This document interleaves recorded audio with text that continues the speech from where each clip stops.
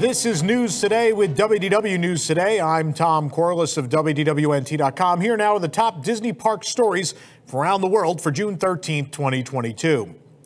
After a few days of cast member previews, Finding Nemo, The Big Blue, and Beyond soft opened to guests over the weekend at Disney's Animal Kingdom theme park. So we went on over there to check it out. So, of course, this show replaces Finding Nemo, the musical. You can watch a full video of the now 25-minute show right here on our YouTube channel. We've got photos on our website. The main difference is here, the show obviously has lost a considerable amount of time. It's much shorter. There are less performers. There's less staging. They've put this giant screen in the back, and they use that for a lot of things. There are still some physical staging elements, props and things, but for the most part, they've replaced a lot with this screen. There's no more, several puppets are no longer in the show, the giant Nigel, other ones. So it's a considerably reduced show. Some people think this is better because the other show was long. Obviously, some people liked that it felt sort of like a halfway to a full musical, like a Broadway-style musical before, since it was near 40 minutes in length. And now it's kind of more of a theme park show at this point. Either way, less performers, less staging. Let us know in the comments how you feel about it if you've watched the video or you've seen it in person. One of the horns on the Maleficent dragon float broke during the noon performance on Friday of Disney's Festival Fantasy Parade at the Magic Kingdom. We saw Maleficent functioning just fine in Frontierland, but when she got further up the route towards Main Street, one of the horns, the left horn, just fell over. It was still attached to her head, but it was just tilted to the side. It's been fixed since then, but this float's had a rough history. The Coral Reef Restaurant is making some huge menu changes this year at Epcot. The biggest difference is the removal of the lobster bisque, which has been on the menu for 36 years since the opening of the restaurant in 1986. So removed is the lobster bisque. New to the menu is the New England clam chowder and as well the trio of seasonal dips. For the entrees, removed was the smoked wild mushroom cioppino and the oven-roasted citrus-marinated half chicken. New is the Cajun chicken pasta and the orange-glazed sustainable salmon. The trio of seasonal dips is also a dessert option, if that's your version of dessert. New on the kids' menu is clam chowder, removed as the hot dog. A new line of pins inspired by the Twilight Zone Tower of Terror is available at Walt Disney World, but the pins all simply say Hollywood Tower Hotel in a font and logo we've never seen used for this ride before. They don't use neither Twilight Zone nor Tower of Terror is on here. We assume this is to avoid licensing fees from CBS.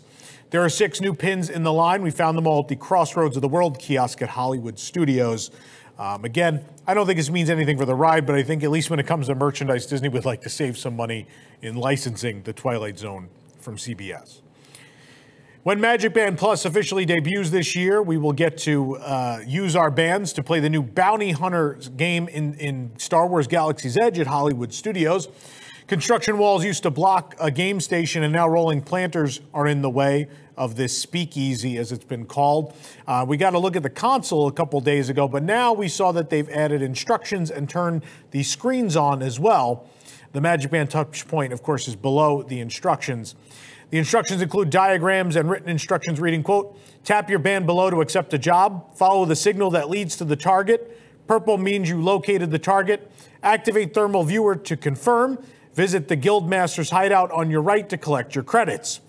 Right now, the screens read system unavailable and system is down at this time. Please try again later.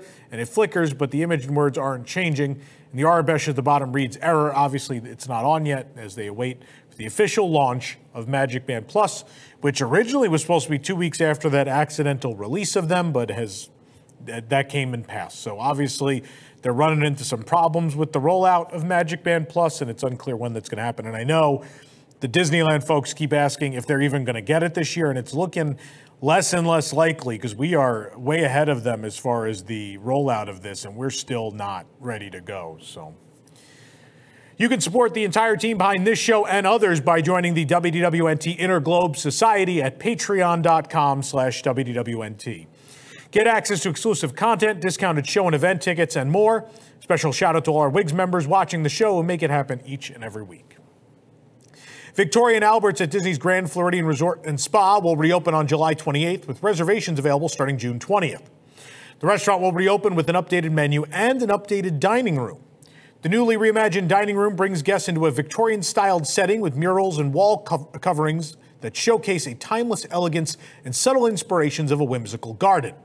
For a more intimate evening, the private Queen Victoria's room or the coveted chef's table with a front row seat to the culinary masterminds at work may be the option for you. Upon reopening, you'll savor your way through the chef's tasting menu. Each dish balances elegant ingredients with unique flavors.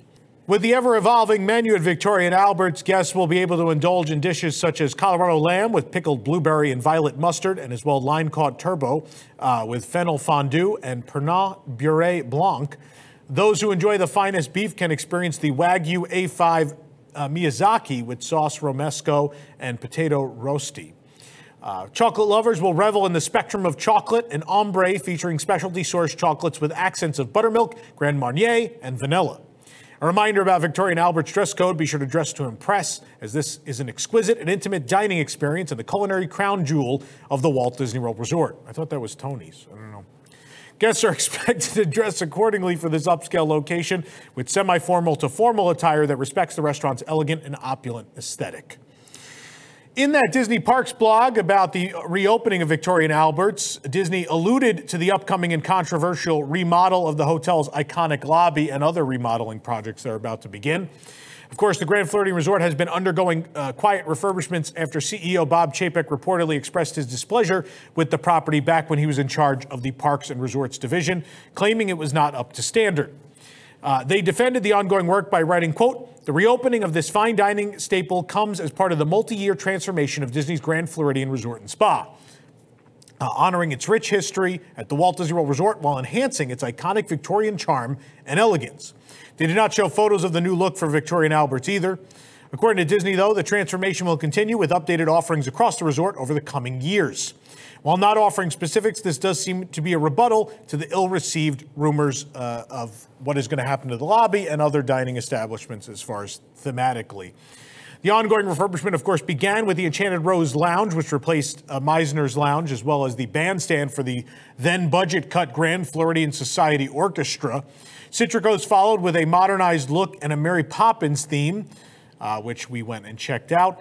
And rooms are currently being redesigned for Disney Vacation Club, and the resort standard rooms will get the same design, which this is a thing that's never been done before either. We've talked about this, where Disney Vacation Club essentially bought the first building to get remodeled. They're like, well, we need more DVC. And they're like, well, these are the rooms we're rolling out resort-wide, and DVC bought them, even though they're not what you would expect from Vacation Club accommodations. So clearly, like we put out the post a couple weeks ago that talked about how there is a more modern style lobby with less Victorian accents, sort of getting away from that as they have with Enchanted Rose. Enchanted Rose does not really capture the theme of the Grand Floridian in any way. It's based on a movie that takes place in France, which is very far from Florida. I can tell you, I've been on that flight. So they're kind of already they're already defending this. It hasn't even been announced yet, and they're already defending this. Of course, Narcoossee's is closing in a couple days. They're going to get a remodel as well. So slowly rolling this out, and then obviously the other buildings in the resort with guest rooms after the DVC building is done, they will be rolling out these rooms to those as well. So it took them several years to get around to this project, but already, I mean, people are already complaining, and before they even announce it, we assume at Expo they'll finally just admit that they're doing all of this.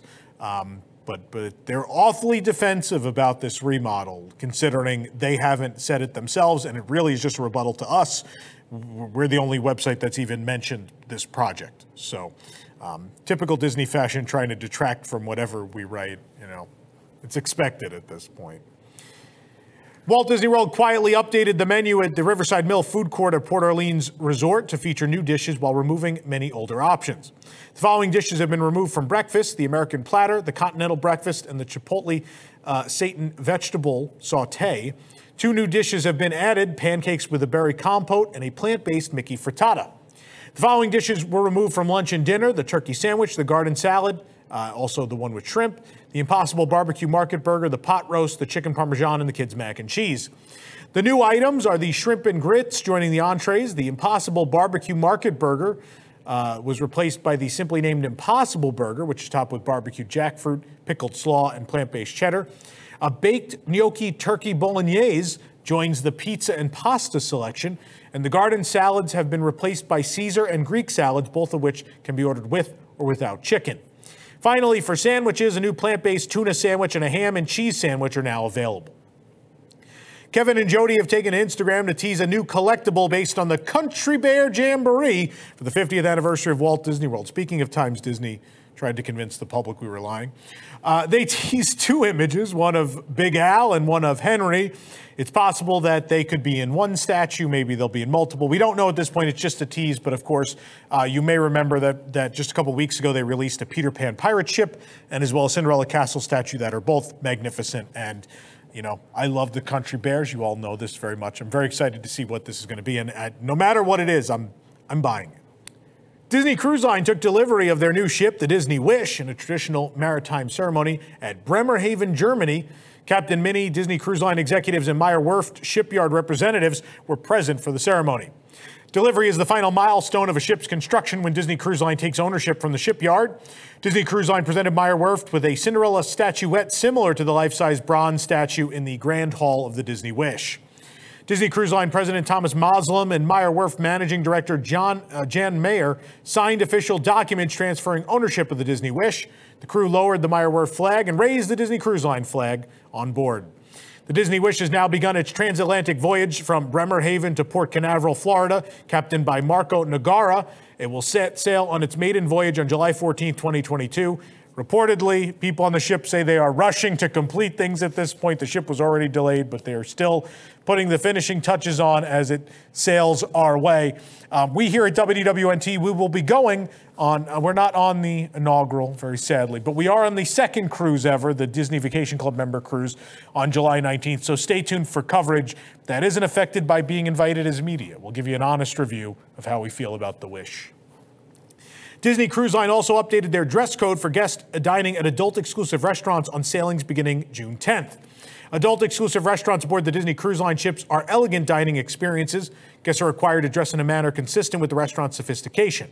Formal or semi-formal attire is recommended. Dress casual attire with a polished look is permitted, such as dress pants, jeans in good condition, collared shirts and blouses, and lifestyle shoes. Clothing such as t-shirts, swimwear, and sports attire are still not permitted. The dress code update applies to new restaurants and lounges aboard the Disney Wish as well, including Enchante, the Meridian, and the Rose, as well as Remy, and follows the dress code of other restaurants, including Palo. Disneyland Paris has revealed more Avengers Campus opening day merchandise featuring Iron Man and as well a photo frame for Avengers Assemble Flight Force. Among the new merchandise is a heather gray tee featuring Iron Man flying across the Avengers Campus logo. An open edition pin and color-changing mug have the same design. The photo frame will be available when purchasing a print of your on-ride photo. The frame is gray with the Avengers Assemble Flight Force logo and Avengers logo at the bottom.